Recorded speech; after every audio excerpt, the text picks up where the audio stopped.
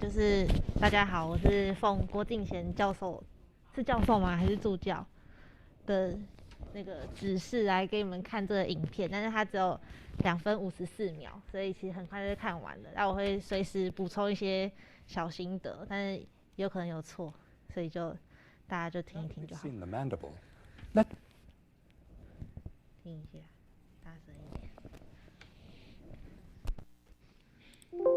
Let's take a look at the joint that enables it to move, the temporomandibular joint. 从头开始。 Now that we've seen the mandible, let's take a look at the joint that enables it to move, the temporomandibular joint. It's a synovial joint with articular cartilage on the bone surfaces and a joint capsule that encloses synovial fluid. 那它这边就是说，就是下颚可动的关节就是我们的 TMJ 嘛。那 TMJ 的话，重点就是它是个 synovial 的 joint， 然后上面会有一个关节软骨，然后关节软骨它是被包在有个 capsule 里面的。那 capsule 里面除了有软骨以外，还有一些就是关节的液体这样。Joint capsule that encloses synovial fluid. It's a double joint. There are two separate synovial cavities, one above the other. These are separated by an articular disc that's flexible and highly movable. 那他说他那个 disc 也是就是有弹性的，然后就是移动度很高。那它就是这是个好处，但也是个坏处。所以因为之后就是如果看临床上看到有些 TMD 的病人啊，就是因为他们移动度很高嘛，那他那个关节盘可能就会跑位，就是可能往前置或是往中间移位。那等一下还会有一些别的影片给大家看，说如果是 TMD 的话，他们可能是位置是跑到哪里。Two kinds of movement, as we'll see. 那这就是一个那个大体老师，然后他们就给你看他的那个 mandible 跟那个 skull base 的关系，这样。 In the living, they're shaped quite differently. The articular surface of the condyle is curved sharply from front to back. 那这边的话，因为这个是往这边是前面，就是你眼睛在这边，眼睛是看向这边的。那这个就是 coronal process， 然后这是 sigmoid notch， 那这后面就是我们的 condyle。 On the top. 然后就跟你讲它的形状长怎样。那对应到 skull base 的地方就是我们的 mandibular fossa。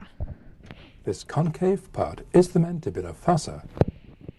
This convex part is formed by the downward bulge of 那这一块就是那个 articular tubercle， 就是一个，就你要还会跟你说你要，就是还会说它怎么滑动过去的那个东西。 articular tubercle.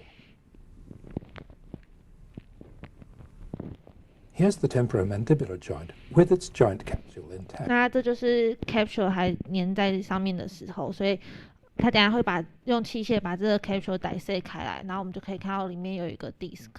那 capsule 还在的时候，你的 mandible 不会跟你的 base 分离，就是会有这个把它粘在一起这样。 Most of the capsule is thin and loose to allow the various movements that we'll see. On the lateral aspect, the capsule is thickened by this lateral ligament. 那 capsule 附近就会有很多 ligament， 那个就是去看课本，就是各个 ligament 从哪里连到哪里就记一下，应该。 It will remove part of the capsule above and below it. 那它把 capsule 的外层啊，就dissect开来之后，就可以看到这一块，这块就是那个 disc。 Cavity. Here's the lower one. Here between them is the articular disc. It's made of dense fibrous tissue. It's attached to the joint capsule all the way round its edge. 那就把 disc By itself, 出来看， it's thin in front.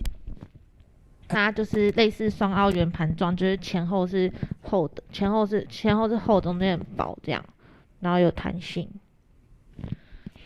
The two kinds of movement that can occur at the temporomandibular joint are a hinging movement and a forward and backward gliding movement. The hinging movement takes place between the condyle and the disc. The backward and forward movement takes place mainly between the disc and the temporal surface. 那就跟你说 TMJ 在 movement 的时候有2种，然后跟那个 disc 的关系是什么？ The two movements. 那但它不是绝对的两种，你是有时候是两个可以 combine 在一 You 起 should feel the condyle moving forward. 然后把手指头放的位置其实就是耳朵前面，就是外耳道的前面这样，然后去感觉你就是去张闭口啊，或是左右侧方运动这样，然后去感觉就是这边有个洞洞会出现这样。Forwards as the jaw opens. Forward movement of the body of the mandible is held in check by two ligaments that lie outside the temporomandibular joint. We'll add these to the picture after we've looked at the four principal muscles that move the jaw. 然后这就没了，这就讲得这么快。对，2分钟的影片就这样没了，所以我们就只好运用 Google 跟 YouTube。Uber Eats 吃的用的就降点。头发脸不合身体，头发脸不合身体，个别分开洗，好麻烦。头发。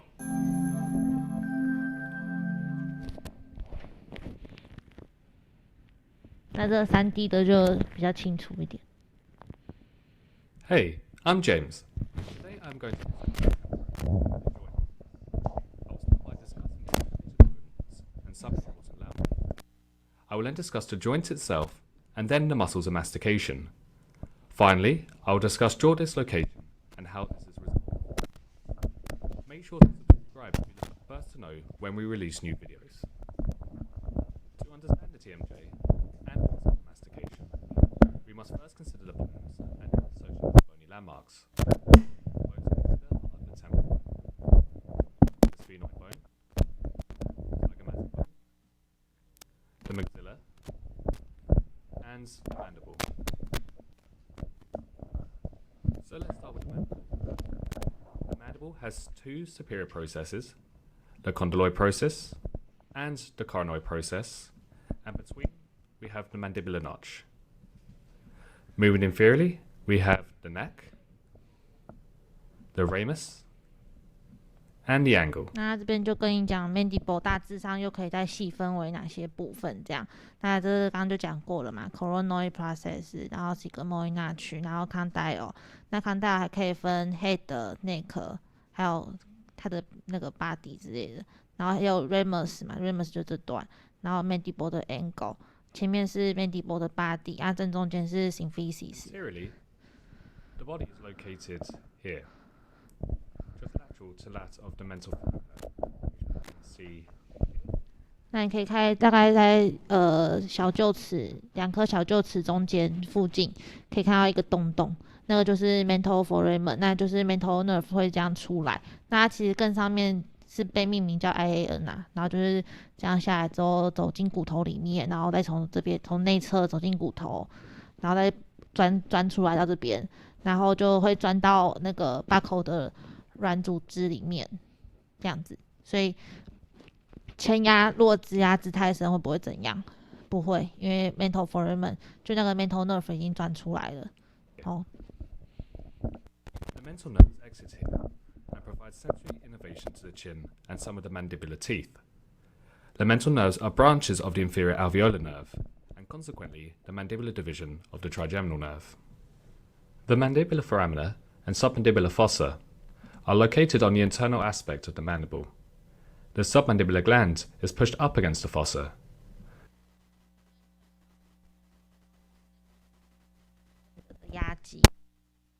Whereas the inferior alveolar nerve enters into the mandibular canal here via the mandibular foramen.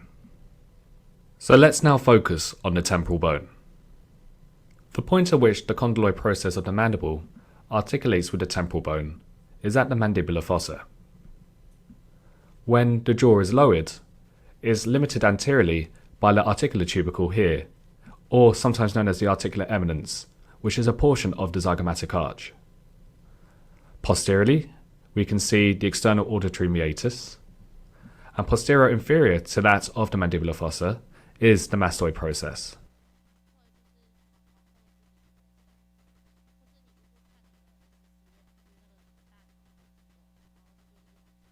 那个就 mastoid。 Just for completeness, we can see the styloid process here. So now with the mandible back in with the model, we can talk about the temporomandibular joint. The TMJ is a synovial joint at the articulation between the condyloid process of the mandible and the mandibular fossa of the temporal bone, in a region known as the infratemporal fossa. The joint includes an articular disc that splits the TMJ into an upper compartment and a lower compartment, and this is 那就是说，就是 disc 可以再把它分成上，就是 joint cavity 就可以再分成上跟下。the articular disc here. Gliding movement are permitted in the upper compartments, such as protrusion and retraction, as well as side-to-side movements. In the lower compartments, rotational movements occur, such as elevation and depression. Depression of the jaw will only occur once the condyloid process has moved anteriorly within the upper compartment here. The movement is limited anteriorly by the articular tubercle, which we can see on the model. The TMJ will be dislocated if the condyloid process moves beyond the articular tubercle. 那就是说，就是你嘴巴要张开，就是那个 joint 是 depression 的时候，你的那个condyle 是往下的嘛？那它往下的时候，它同时也会往前，那它会就是被你的那个 eminence 去限制住。那有些人如果绕 A 海啊，就是下巴无法复位回去的时候，它就是因为它的 condyle 跑超过 eminence 了，就是掉在 eminence 之外，所以它没办法，它就卡在这边，它就没办法自己退回来。所以我们如果就是急诊要帮别人推下巴的时候，就是把它往下压，然后过那个 eminence 再把它往上，这样就是一个解剖的感觉。The TMJ is surrounded by a joint capsule, which we can see here. 那这些 ligament 就是回家自己看。Capsular ligaments. The lateral temporomandibular ligament, which we can see here, attaches to the zygomatic arch and the posterior portion of the neck of the mandible. This ligament limits posterior movements of the mandible. The medial ligaments include the sphenomandibular ligament and the stylomandibular ligament, both of which limit lateral movements. The sphenomandibular ligament runs from the ramus of the mandible to the sphenoid bone. The stylomandibular ligament runs from the ramus of the mandible to the styloid process. 然后还有咀嚼肌。The pterygoid muscles are located medial to the mandible.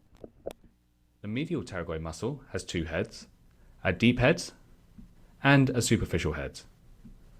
The deep head is attached to the medial aspect of the lateral pterygoid plate, which is approximately here. The superficial head attaches to the maxilla as well as the palatine bones. Both heads run posterior-inferiorly to reach a point at which they fuse approximately here. This fused muscle will then insert onto the ramus of the mandible, which we can see here. The lateral pterygoid is best seen on a lateral view of the model. So to see the pterygoids, we must first remove the ramus of the mandible here. 那因为 pterygoid muscle 是在内侧，所以它现在就是3D 会把它这块 ramus 把它隐藏掉，让你们可以看到它内侧。肌肉其实就是记一下它的那个 origin 跟 insertion， 然后走向。你知道 origin 跟 insertion 就知道走向，然后那个功能是什么就好了。Superior head and an inferior head here.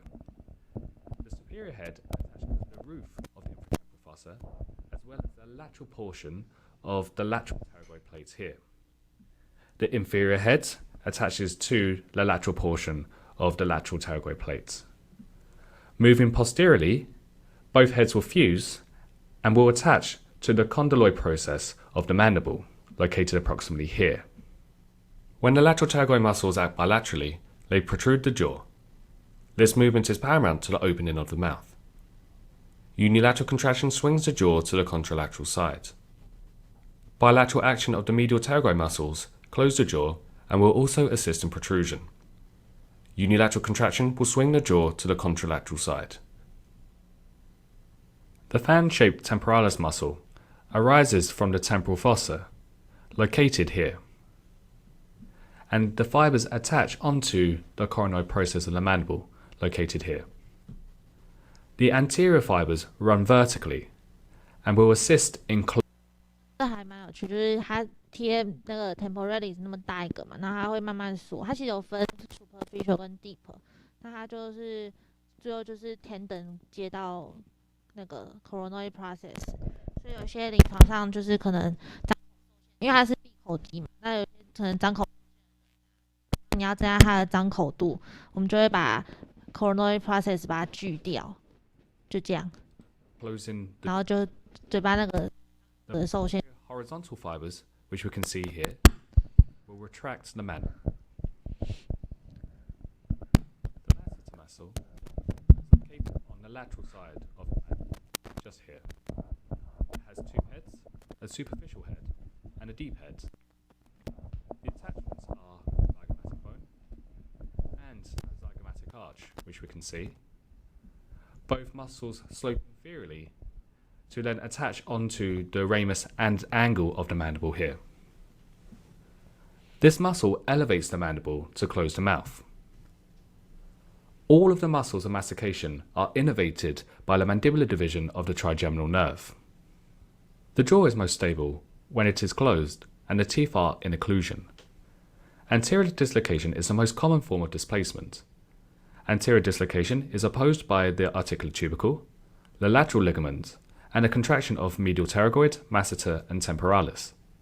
However, in the instance of anterior dislocation, the condyloid process moves anterior to the articular process, and the muscles of mastication spasm, the combination of which prevents retraction of the mandible. This spasm must be overcome by putting downward pressure on the inferior molars and then guiding the head of the mandible back into the mandibular fossa. So just a quick summary. The temporomandibular joint is a synovial joint formed by the articulation of the condyloid process of the mandible and the mandibular fossa of the temporal bone. An articular disc sits within the joint, which creates an upper and lower cavity. The upper cavity allows for gliding movements, whereas the lower cavity allows for rotational movements. The muscles of mastication act on the joint. The TMJ is most stable when the jaw is closed. We'd love to hear your feedback on what you thought of this video and what topic. 这么无聊，然后再来是最后一个，没多久。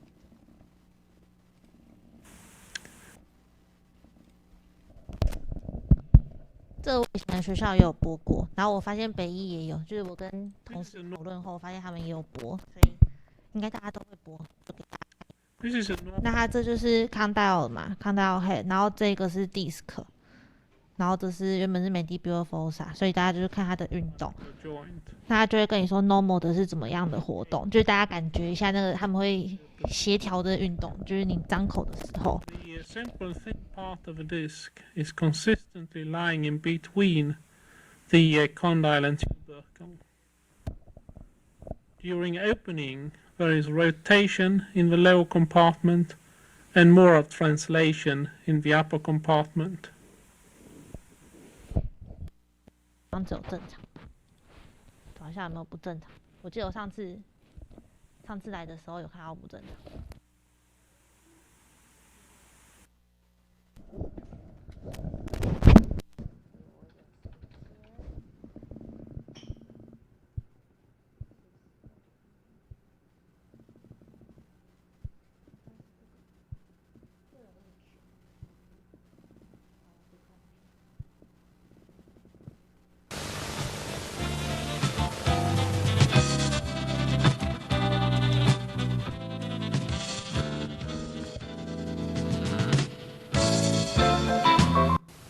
Both the normal and pathological anatomy and function of this joint has caused a lot of speculations. Can you, Dr. Eriksson, review the anatomy of a temporomandibular joint compartment and the lower joint compartment? Fill with blowing water in order to stabilize the disc during sectioning. The soft tissue cover on the condyle is thin. This is a normal temporomandibular joint. The disc is biconcave and it's located in a superior position. The central thin part of the disc is consistently lying in between the condyle and tubercle. During opening, there is rotation in the lower compartment and more of translation in the upper compartment.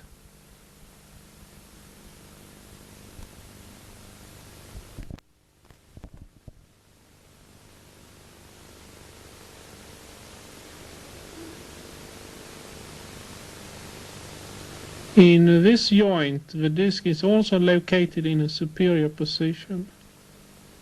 The disc is biconcave, with its posterior thick part located on top.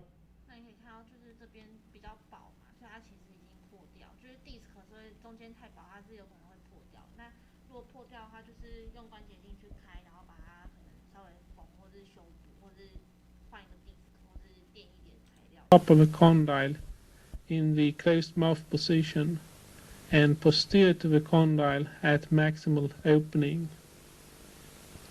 There is, however, a small perforation in the central part of the disc. During opening movement, there is rotation in the lower compartment and more translation in the upper compartment. There were no crepitation or clicking from this joint during movement. 虽然说 crepitation 或是 clicking，就是平常我们如果问病人说你会不会觉得耳朵前面有听到什么声音，他们有可能会听到说的声音。那 crepitus 就是那个粘发声，那 clicking 上就是有时候张口会就是卡卡。但因为它是 perforation 嘛，它没有，就是它 disc 不是卡住或是去摩擦产生就是表面不规则摩擦产生的，所以它不会有这两个声音，但是它会就是会有找不太到原因的疼痛，或者它可能跟你说耳朵痛啊之类的。但是这个也不太能有办法用临床的影像诊断，就是只能就是关节镜去看，然后真的看到有破洞了再把它补起来。所以有时候关节镜不一定是个治疗，它也是个就是诊断的方法。The location of a perforation to the central thin part of the disc is relatively unusual. In joints with disc displacement, it is our experience that perforations usually are located in the posterior attachment and not in the disc proper.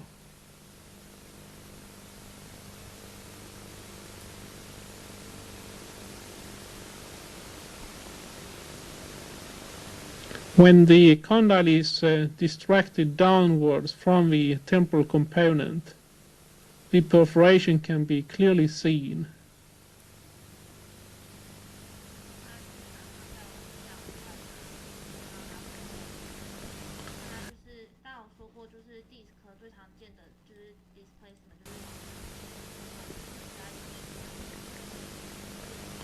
In this joint,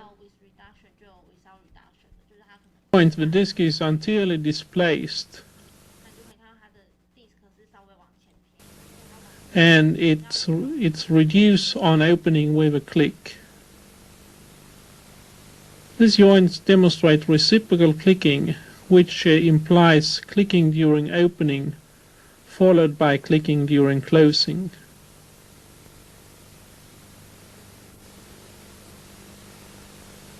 The disc is here again anteriorly displaced.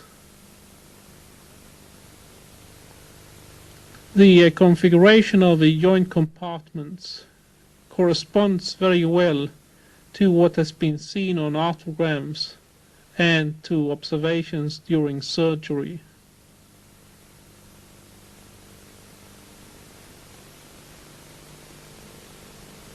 Reciprocal clicking is a clinical sign of anterior disc displacement with reduction.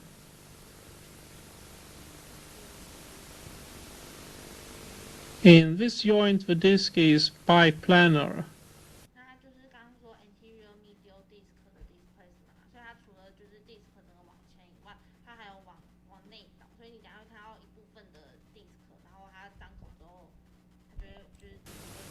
It's located on top of a condyle, but during opening it's slightly displaced medially, and in association with this displacement, clicking was registered.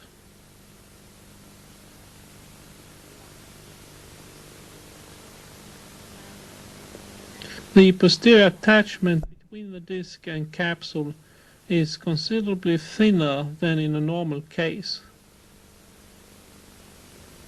During closing, the disc is again replaced to a more correct position between the condyle and temporal component.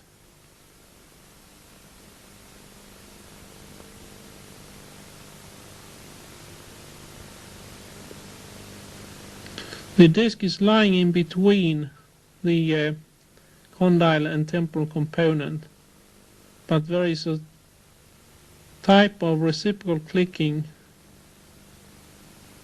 caused by a mediolateral movement of a disc.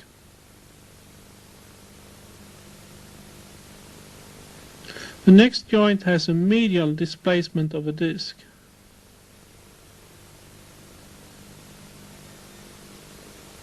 During opening, the disc is moving in lateral direction, and here the disc can be seen. Now it's displaced medially anteriorly again. And here it's replaced to a more normal position and displaced again.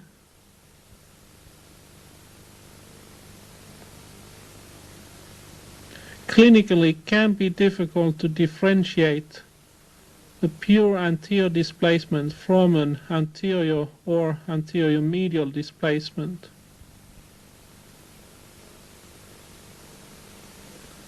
The next joint demonstrates anterior disc displacement without reduction, which implies that the disc is consistently lying anterior to the condyle.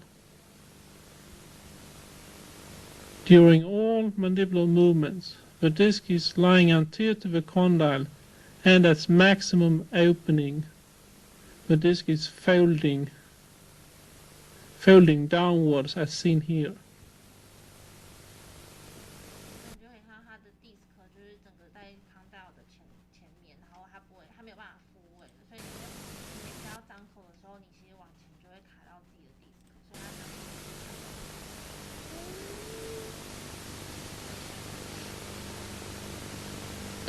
There is a considerable stretching in the posterior disc attachment at maximum opening.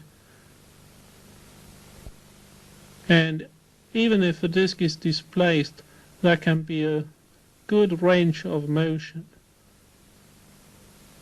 due to deformation of a disc and stretching of a posterior disc attachment. The next joint demonstrates a large perforation of the disc.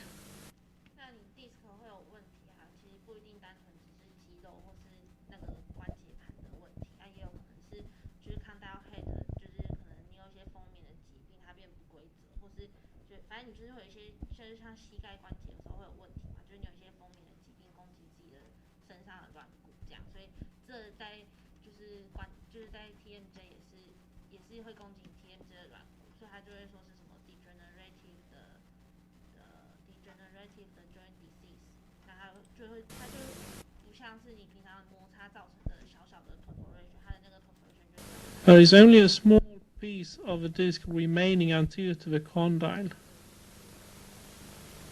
This joint demonstrated crepitation